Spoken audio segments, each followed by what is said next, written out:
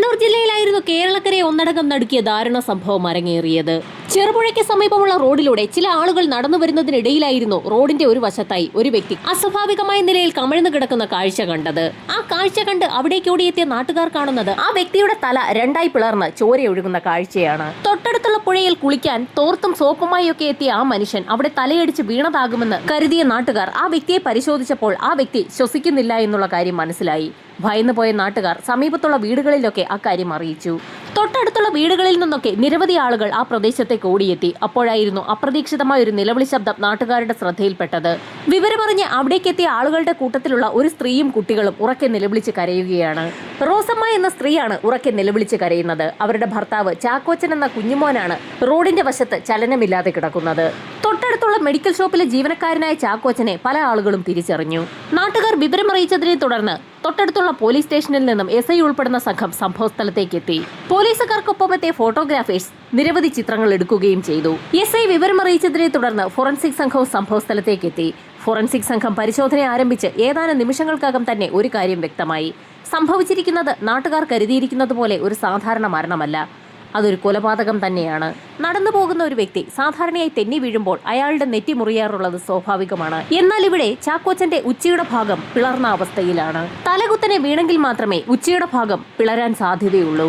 ഏതെങ്കിലും വാഹനം ചാക്കോച്ചനെ ഇടിക്കുകയായിരുന്നെങ്കിൽ അയാൾ തലകുത്തനെ വീഴാനുള്ള സാധ്യതയുണ്ട്. എന്നാൽ അങ്ങനെ ഒരു അപകടം അവിടെ നടന്നതിന്റെ യാതൊരു ലക്ഷണവുമില്ല. ചാക്കോച്ചൻ പതിവായി വീട്ടിൽ നിന്നും നദിയിൽ കുളിക്കാൻ പോകുന്നത് അറിയാവുന്ന ഏതോ വ്യക്തി അല്ലെങ്കിൽ വ്യക്തികൾ ചേർന്ന് നടത്തിയ കൊലപാതകമാകാം ഇതെന്ന് പോലീസ് വിലയിരുത്തി. ഇൻക്വസ്റ്റ് നടപടികൾ പൂർത്തിയാക്കി മൃതദേഹം പോസ്റ്റ്മോർട്ടത്തിനായി ഹോസ്പിറ്റലിലേക്ക് ഷിഫ്റ്റ് ചെയ്തു. പോലീസ് സംഘം ഉടൻ തന്നെ അവരുടെ അന്വേഷണവും ആരംഭിച്ചു. അവിടെ കൂടി നിന്ന ആളുകളോടൊക്കെ പോലീസ് സംഘം വിവരം ശേഖരിച്ചതിന് ശേഷം ചാക്കോച്ചന്റെ വീട്ടിൽ നിന്ന് തന്നെ അന്വേഷണം ആരംഭിച്ചു. ഭാര്യയും മക്കളും അവർക്കറിയാവുന്ന കാര്യങ്ങളൊക്കെ പോലീസുകാരോട് തുറന്നു പറഞ്ഞു. എല്ലാ ദിവസവും രാവിലെ ഭാര്യയും മക്കളുമൊക്കെ എഴുന്നേൽക്കുന്നതിന് മുൻപ് തന്നെ പുറത്തേക്ക് കുളിക്കാൻ പോകുന്ന ഒരു ശീലം ചാക്കോച്ചനുണ്ട്. അന്നും പതിവ് പോലെ ചാക്കോച്ചൻ കുളിക്കാനായി പോയതാണ്. ചാക്കോച്ചന് ശത്രുക്കൾ ആരെങ്കിലും ഉണ്ടോ എന്നുള്ള പോലീസിന്റെ ചോദ്യത്തിന് തങ്ങളുടെ പരിചയത്തിൽ അങ്ങനെ ചാക്കോച്ചന് ശത്രുക്കൾ ആരും തന്നെ ഇല്ല എന്ന് ഭാര്യ റോസമ്മ മൊഴി നൽകി. പയ്യന്നൂരിലുള്ള മെഡിക്കൽ ഷോപ്പിലാണ് ചാക്കോച്ചൻ ജോലി ചെയ്തിരുന്നത്. അതുകൊണ്ട് തന്നെ മെഡിക്കൽ ഷോപ്പ് കേന്ദ്രീകരിച്ച് ഒരു അന്വേഷണം നടത്താൻ പോലീസ് സംഘം മെഡിക്കൽ ഷോപ്പിലേക്ക് എത്തി. മെഡിക്കൽ ഷോപ്പ് ഉടമയെയും അവിടെയുള്ള ജീവനക്കാരെയും ഒക്കെ ചോദ്യം ചെയ്തെങ്കിലും പ്രത്യേകിച്ച് പോലീസ് സംഘത്തിന് ഒരു സൂചനയും ലഭിച്ചില്ല. ഈ സമയത്തായിരുന്നു ചാക്കോച്ചന്റെ പോസ്റ്റ്മോർട്ടം റിപ്പോർട്ട് പുറത്തു വന്നത്. ചാക്കോച്ചന്റെ തല ഇരുമ്പ് വടി ഉപയോഗിച്ച് അടിച്ചു പിളർത്തിയിരിക്കുകയാണ്. 7 തവണ ഇരുമ്പ് വടി ഉപയോഗിച്ചുള്ള അതിക്രൂരമായ അടിയേറ്റാണ് ചാക്കോച്ചൻ മരണപ്പെട്ടിരിക്കുന്നത്. അടിയേറ്റ് തല പിളർന്ന് തലച്ചോറ് ചിതറിയിരിക്കുകയാണ്. പോസ്റ്റ്മോർട്ടം റിപ്പോർട്ടിൽ സൂചിപ്പിച്ചിട്ടുള്ള മറ്റൊരു കാര്യം പോലീസുകാരെ ഏറെ കുഴയ്ക്കുന്നതായിരുന്നു. ചാക്കോച്ചന്റെ ഡെഡ് ബോഡി ആളുകൾ കാണുന്നത് അതിരാവിലെയാണ്. എന്നാൽ ചാക്കോച്ചൻ തൊട്ട് തലേ ദിവസം രാത്രി തന്നെ മരണപ്പെട്ടു എന്ന തരത്തിലാണ് പോസ്റ്റ്മോർട്ടം റിപ്പോർട്ട് പുറത്തു വന്നിരിക്കുന്നത്. തൊട്ട് തലേ ദിവസം രാത്രിയിൽ മരണപ്പെട്ട ഒരു വ്യക്തി എങ്ങനെയാണ് രാവിലെ കുളക്കടവിലേക്ക് എത്തുന്നതെന്നുള്ളതായിരുന്നു പോലീസിന്റെ സംശയം. തലേ ദിവസം രാത്രി ഏകദേശം 9 മണിക്കും 10 മണിക്കും ഇടയിലാണ് ചാക്കോച്ചന്റെ മരണം സംഭവിച്ചിരിക്കുന്നത്. രാത്രിയോടുകൂടി ചാക്കോച്ചനെ ആരെങ്കിലും കൊലപ്പെടുത്തിയതാണെങ്കിൽ റോഡിന്റെ വശത്ത് അദ്ദേഹം കിടക്കുന്നത് അതുവഴി കടന്നു പോകുന്ന ആളുകൾ കാണേണ്ടതാണ്. നിരവധി വാഹനങ്ങളും ആളുകളും കടന്നു പോകുന്ന ഒരു പ്രദേശം തന്നെയാണത്. എന്നാൽ അങ്ങനെ ഒരു വ്യക്തി റോഡിന്റെ വശത്ത് കിടന്നിരുന്നതായി പോലീസ് ചോദ്യം ചെയ്യുന്നതിനിടയിൽ ആ പ്രദേശത്ത് കൂടി നിന്ന ഒരാൾ പോലും പോലീസിനോട് പറഞ്ഞിട്ടുമില്ല. അങ്ങനെയെങ്കിൽ മറ്റെവിടെയോ വെച്ച് ചാക്കോച്ചനെ കൊലപ്പെടുത്തിയ ശേഷം അയാളുടെ മൃതദേഹം ആ റോഡിന്റെ വശത്ത് ആരും കാണാതെ അതിരാവിലെ തന്നെ ആരൊക്കെയോ ചേർന്ന് കൊണ്ടുവന്നിട്ടതാകാൻ സാധ്യതയുണ്ട്. മൂർച്ചയില്ലാത്ത ഇരുമ്പ് വടി പോലെയുള്ള എന്തോ സാധനം ഉപയോഗിച്ചാണ് ചാക്കോച്ചന്റെ തല അടിച്ചു ചിതറിച്ചിരിക്കുന്നത്. ചാക്കോച്ചന്റെ മരണം സംഭവിക്കുന്നതുവരെ ഇരുമ്പ് വടി കൊണ്ട് അയാളെ ആരൊക്കെയോ ചേർന്ന് അടിച്ചിട്ടുണ്ട്. അത് മാത്രവുമല്ല, ചാക്കോച്ചന്റെ ശരീരത്തിലെ തൊലികളൊക്കെ പല സ്ഥലങ്ങളിലും ഇളകിപ്പോയ അവസ്ഥയിലാണ്. ചാക്കോച്ചനെ കൊലപ്പെടുത്തിയ വ്യക്തികൾ കൊല ചെയ്യപ്പെട്ട സ്ഥലത്തു നിന്നും ചാക്കോച്ചനെ വലിച്ചിഴച്ചാണ് ആ പ്രദേശത്തേക്ക് കൊണ്ടുവന്നിട്ടതെന്ന് അതിൽ നിന്നും വ്യക്തമാണ്. അതുകൊണ്ട് തന്നെ വലിച്ചിഴച്ചതിന്റെ എന്തെങ്കിലും പാടുകൾ കണ്ടെത്താൻ പോലീസ് സംഘത്തിന് കഴിയുമെന്ന് ഉറപ്പായി. SI ഉൾപ്പെടുന്ന സംഘം അതിവേഗം തന്നെ വീണ്ടും ക്രൈം സീനിലേക്ക് എത്തി. ക്രൈം സീൻ വിശദമായി പരിശോധിച്ചെങ്കിലും ഏത് ഭാഗത്തു നിന്നാണ് ചാക്കോച്ചന്റെ മൃതദേഹം വലിച്ചിഴച്ച് കൊണ്ടുവന്നതെന്ന് സൂചിപ്പിക്കുന്ന യാതൊരു തെളിവും അവിടെ ഉണ്ടായിരുന്നില്ല.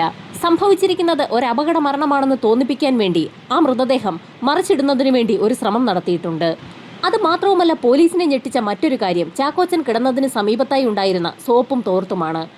ചാക്കോച്ചനെ കൊലപ്പെടുത്തിയ ശേഷം സോപ്പും തോർത്തും ആരൊക്കെയോ ചേർന്ന് അവിടെ കൊണ്ടുവച്ചതാണെങ്കിൽ അതൊരു നിർണായകമായ തെളിവാണെന്ന് തന്നെ പോലീസ് സംഘം വിലയിരുത്തി. ചാക്കോച്ചൻ സ്ഥിരമായി പുഴയിലേക്ക് കുളിക്കാൻ പോകുന്ന കാര്യം ആ പ്രദേശത്തുള്ള ആളുകൾക്കൊക്കെ തന്നെ അറിയാം. ചാക്കോച്ചന്റെ ചര്യകൾ വ്യക്തമായി അറിയാവുന്ന വ്യക്തികൾ തന്നെയാകാം പ്ലാൻ ചെയ്ത് ഈ കൊലപാതകം നടത്തിയിരിക്കുന്നതെന്നും പോലീസ് വിലയിരുത്തി. ഇതിനോടകം തന്നെ പോസ്റ്റ്മോർട്ടം നടപടികളൊക്കെ പൂർത്തിയാക്കി ചാക്കോച്ചന്റെ മൃതദേഹം സംസ്കാര ചടങ്ങുകൾക്കായി ബന്ധുക്കൾക്ക് വിട്ടു നൽകിയിരുന്നു. അയൽവാസികളെയൊക്കെ പോലീസ് സംഘം വിശദമായി ചോദ്യം ചെയ്തെങ്കിലും എല്ലാവർക്കും ചാക്കോച്ചനെ കുറിച്ച് നല്ലത് മാത്രമേ പറയുവാനുണ്ടായിരുന്നുള്ളൂ. ചാക്കോച്ചന്റെ വയസ്സായ അമ്മയുടെ അവസാന കാലങ്ങളിലൊക്കെ അദ്ദേഹം വളരെ നന്നായി ആ അമ്മയെ നോക്കിയ കാര്യവും അയൽവാസികളോടൊക്കെ നന്നായി പെരുമാറുന്ന കാര്യവുമൊക്കെ ആളുകൾ പോലീസിനോട് പറഞ്ഞു. സംസ്കാര ചടങ്ങുകൾ പൂർത്തിയായതും ചോദ്യം ചെയ്യേണ്ട ആളുകളുടെ ലിസ്റ്റൊക്കെ പോലീസ് സംഘം വിശദമായി തന്നെ തയ്യാറാക്കി. ആദ്യം ചാക്കോച്ചന്റെ കുടുംബത്തിലുള്ള ആളുകളെ തന്നെ ചോദ്യം ചെയ്യാൻ പോലീസ് തീരുമാനിച്ചു. ചാക്കോച്ചന്റെ ഭാര്യ റോസമ്മയുടെ മൊഴി അനുസരിച്ച് അയാൾ സ്ഥിരമായി സോപ്പും തോർത്തുമായി കുളക്കടവിലേക്ക് പോകാറുണ്ട്. ഭാര്യയും മക്കളുമൊക്കെ എഴുന്നേൽക്കുന്നതിന് മുൻപ് തന്നെയാണ് ചാക്കോച്ചൻ പോകാറുള്ളത്. രാവിലെ അയാൾ വീട്ടിലേക്ക് മടങ്ങിയെത്തിയതിനു ശേഷമാകും ഭാര്യയും മക്കളുമൊക്കെ സാധാരണയായി എഴുന്നേൽക്കാറുള്ളത്. അന്നും പതിവ് പോലെ അങ്ങനെ തന്നെയാണ് സംഭവിച്ചതെന്ന് ഭാര്യ റോസമ്മ പോലീസിന് മൊഴി നൽകി. സംഭവം നടന്നതിന്റെ തലേ ദിവസം രാത്രിയിലുള്ള കാര്യങ്ങളും പോലീസ് സംഘം റോസമ്മയോട് വിശദമായി തന്നെ ചോദിച്ചു. രാത്രി ഏകദേശം 7:30 മണിയോടുകൂടി മെഡിക്കൽ ഷോപ്പിൽ നിന്ന് തന്റെ ജോലികൾ പൂർത്തിയാക്കി ചാക്കോച്ചൻ മടങ്ങിയെത്തിയിരുന്നു. 8 മണിയോടുകൂടി ആഹാരം കഴിക്കുകയും അവരോടൊക്കെ സംസാരിക്കുകയും ചെയ്ത ചാക്കോച്ചൻ 10:30 മണിയോടുകൂടി ഉറങ്ങാൻ പോയി എന്ന് റോസമ്മ പോലീസിന് മൊഴി നൽകി. രാവിലെ സാധാരണയായി റോസമ്മയെ വിളിച്ചുണർത്താതെ തന്നെ ചാക്കോച്ചൻ പുഴയിലേക്ക് കുളിക്കാൻ പോകാറുള്ള പതിവുണ്ട്. അതുകൊണ്ട് തന്നെ ചാക്കോച്ചൻ പോയത് താൻ അറിഞ്ഞിട്ടില്ല എന്നും രാവിലെ നാട്ടുകാർ വന്ന് കതകിൽ തട്ടി വിളിച്ചപ്പോഴാണ് തങ്ങൾ എഴുന്നേറ്റതെന്നും റോസമ്മ പോലീസിന് മൊഴി നൽകി.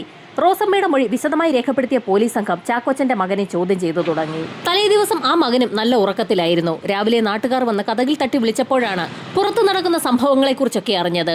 റോസമ്മ പറഞ്ഞ അതേ കാര്യങ്ങൾ തന്നെയാണ് റോസമ്മയുടെ മകനും പറഞ്ഞത്. ചാക്കോച്ചന്റെ ഭാര്യയെയും മകനെയും ചോദ്യം ചെയ്ത പോലീസ് സംഘം അവരുടെ ഏറ്റവും അടുത്ത ബന്ധുക്കളെയൊക്കെ ചോദ്യം ചെയ്യാൻ തുടങ്ങി. ബന്ധുക്കളെ ചോദ്യം ചെയ്തതിനിടയിൽ SI ഒരു നിർണായക കാര്യം ഒരു ബന്ധുവിനോട് ചോദിച്ചു. ചാക്കോച്ചനെ കൊലപ്പെടുത്തിയതിൽ വീട്ടുകാർക്ക് പങ്കുണ്ടോ എന്ന് തങ്ങൾക്ക് സംശയമുണ്ടെന്നായിരുന്നു SI ചാക്കോച്ചന്റെ അയൽവാസിയും ബന്ധുവുമായ ഒരു വ്യക്തിയോട് പറഞ്ഞത്. എന്നാൽ അങ്ങനെ സംഭവിക്കാൻ ഒരു സാധ്യതയുമില്ല എന്നും ചാക്കോച്ചന്റെ മകൻ വളരെ ചെറിയ പയ്യനാണെന്നും സ്വന്തം പിതാവിനെ കൊലപ്പെടുത്താൻ അവന് കഴിയുകയില്ല എന്നും അയൽവാസികൾ മൊഴി നൽകി. അതുമാത്രവുമല്ല, ചാക്കോച്ചനെ പോലൊരു വ്യക്തിയെ കൊലപ്പെടുത്തിയ ശേഷം വീട്ടിൽ നിന്നും വലിച്ചിഴച്ച് റോഡിന്റെ വശത്ത് കൊണ്ടുപോയി ഇടാൻ ചാക്കോച്ചന്റെ ഭാര്യയെ കൊണ്ട് ഒറ്റയ്ക്ക് സാധിക്കുകയില്ല എന്നും ബന്ധുക്കൾ മൊഴി നൽകി.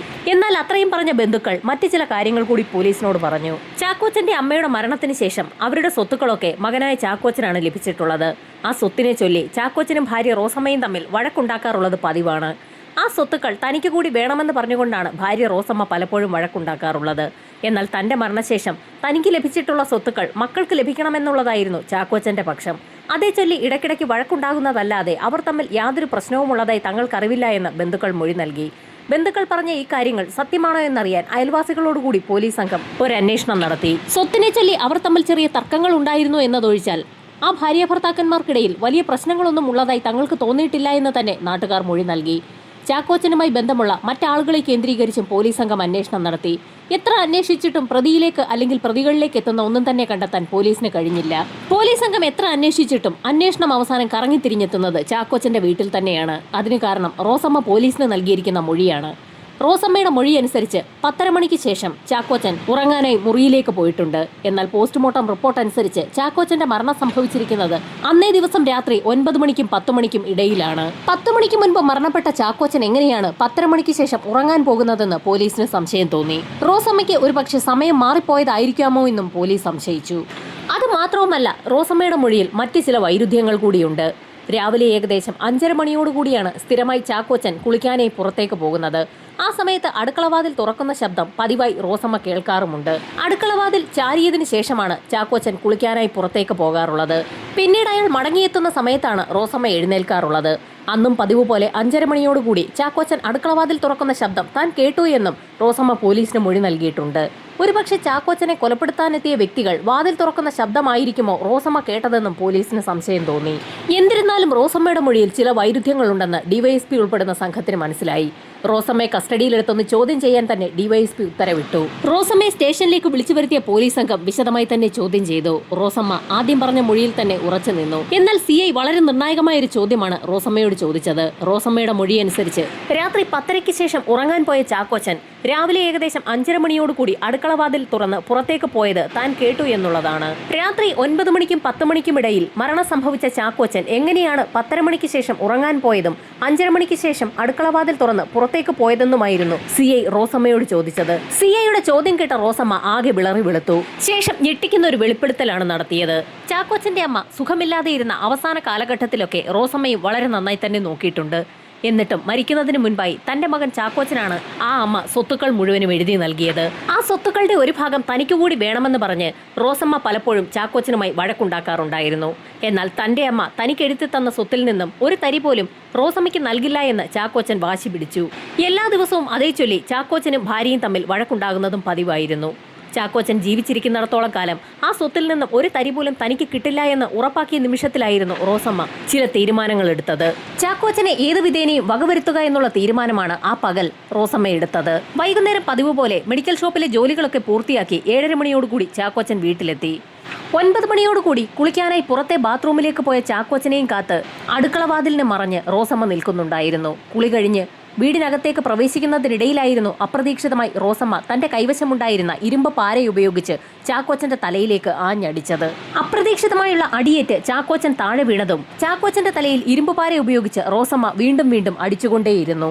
7ാമത്തെ അടിയോടുകൂടി ചാക്കോച്ചൻ അവസാനിച്ചു എന്ന് റോസമ്മയ്ക്ക് ഉറപ്പായി. ചാക്കോച്ചന്റെ മരണം ഉറപ്പിച്ച റോസമ്മ രക്തം പുരണ്ട ആ ഇരുമ്പ് പാര കഴുകി വൃത്തിയാക്കി വീടിന്റെ പിന്നാമ്പുറത്തുള്ള ചായ്പിൽ പാരയൊക്കെ സാധാരണയായി വെക്കുന്ന അതേ സ്ഥാനത്ത് തന്നെ കൊണ്ടുപോയി വെക്കുകയും ചെയ്തു. പോലീസ് സംഘം നേരത്തെ തന്നെ ആ വീട്ടിൽ ഒരു സെർച്ച് നടത്തിയിരുന്നെങ്കിൽ ഒരുപക്ഷെ ആ പാര കണ്ടെടുക്കാൻ കഴിഞ്ഞേനെ. ചാക്കോച്ചനെ താൻ കൊലപ്പെടുത്തിയത് സ്വത്തിനു വേണ്ടിയാണെന്നും അല്ലാതെ ജയിലിൽ പോകാൻ വേണ്ടിയല്ല എന്നും റോസമ്മ പോലീസുകാരോട് തീർത്തു പറഞ്ഞു. അടുക്കളയിൽ നടക്കുന്ന സംഭവങ്ങളൊന്നും അറിയാതെ ചാക്കോച്ചന്റെ മകൻ തൊട്ടടുത്ത മുറിയിൽ നല്ല ഉറക്കത്തിലായിരുന്നു. നല്ല ആരോഗ്യവതിയായ റോസമ്മ ചാക്കോച്ചന്റെ മൃതദേഹം അടുക്കളവാതിലൂടെ വലിച്ചിഴച്ച് വീടിന് പുറത്തേക്ക് എത്തിച്ചു. അവിടെ നിന്നും ആരുടെയും കണ്ണിൽപ്പെടാതെ ആ റോഡിന്റെ വശത്തേക്ക് കൊണ്ടുവന്നിടുകയായിരുന്നു.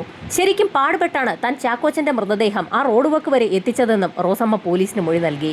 അതിനുശേഷം വീട്ടിലേക്ക് പോയ റോസമ്മ ചാക്കോച്ചൻ സ്ഥിരമായി ഉപയോഗിക്കാറുള്ള സോപ്പും തോർത്തും എടുത്തുകൊണ്ടുവന്ന് ആ വഴിയിൽ അയാൾ കിടക്കുന്നതിന്റെ ഭാഗത്ത് തന്നെ കൊണ്ടുവച്ചു. കുളിക്കാൻ വന്നതിനിടയിൽ കാൽ തെറ്റി വീണ് ചാക്കോച്ചൻ മരണപ്പെട്ടതാണെന്ന് നാട്ടുകാർ തെറ്റിദ്ധരിക്കുന്നതിനും പോലീസിനെ കബളിപ്പിക്കുന്നതിനും വേണ്ടിയാണ് റോസമ്മ അങ്ങനെ ചെയ്തത്. സ്വന്തം ഭർത്താവിനെ അതിക്രൂരമായി കൊലപ്പെടുത്തിയ കഥ ഒരു കൂസലുമില്ലാതെയാണ് റോസമ്മ പോലീസുകാർക്ക് മുൻപാകെ വെളിപ്പെടുത്തിയത്. റോസമ്മ പറഞ്ഞ കാര്യങ്ങളൊക്കെ വിശദമായി രേഖപ്പെടുത്തിയ പോലീസ് സംഘം റോസമ്മയുമായി ചാക്കോച്ചന്റെ വീട്ടിലേക്ക് തെളിവെടുപ്പിനെത്തി. ഭർത്താവിനെ കൊലപ്പെടുത്തിയതിന്റെ പേരിൽ റോസമ്മയെ പോലീസ് സംഘം അറസ്റ്റ് ചെയ്തിരിക്കുകയാണെന്ന് ഒരു ഞെട്ടലോടുകൂടിയാണ് നാട്ടുകാർ തിരിച്ചറിഞ്ഞത്. റോസമ്മയെ തെളിവെടുപ്പിന് കൊണ്ടുവരുന്നതറിഞ്ഞ് നാട്ടുകാരൊക്കെ ചാക്കോച്ചന് വീടിന് ചുറ്റും കൂടി. കുളി കഴിഞ്ഞ് ബാത്റൂമിൽ നിന്നും അടുക്കളയിലേക്ക് കയറിയ ചാക്കോച്ചനെ ഒളിച്ചിരുന്ന് താൻ എങ്ങനെയാണ് കീഴ്പ്പെടുത്തിയതെന്ന് റോസമ്മ വിശദമായി തന്നെ പോലീസുകാർക്ക് കാണിച്ചു കൊടുത്തു. അതിനുശേഷം ചാക്കോച്ചനെ കൊലപ്പെടുത്താനായി ഉപയോഗിച്ച ഇരുമ്പ് പാരയും വീടിന് പിൻവശത്തുള്ള ചായ്പിൽ നിന്നും പോലീസുകാർ കണ്ടെടുത്തു.